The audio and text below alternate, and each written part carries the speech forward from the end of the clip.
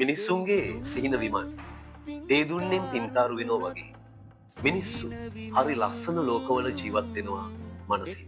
ඒ වගේම ඒගොල්ලොන්ගේ සිරිත් විරිත් ඇවතුම් පැවතුම් වලිනුත් ඒගොල්ලෝ හරි අලංකාරවත් ජීවිතයක් ගත කරන්න පුළුවන්.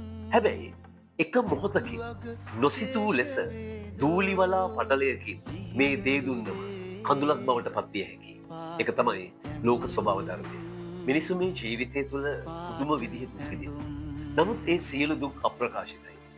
එතකොට ඒගොල්ලෝ හෙලන්නේ නිහඬ සුසුම්. හැබැයි නිහඬව සුසුම් හෙලාගෙන ඉන්න මේ මිනිස්සු කාට හරි දුකක් කරදරයක් ලැබුණා ඒත් ඉදිරිපත් වෙනවා. ඇත්තටම මිනිස්සුන්ගේ උතුම් මනුෂ්‍ය ගතිය සුවඳවත් මලක් වගේ. ඒ උතුම් මිනිස් ගුණධම නැමැති මලේ සුවඳ මේ ලෝකේ පිපිච්ච සෑම සුවඳවත් මලකටම වඩා සුවඳවත්. ඒක තමයි මනුස්සකම. හමුවෙමු මොහොතක් අපි පරසතු යායේ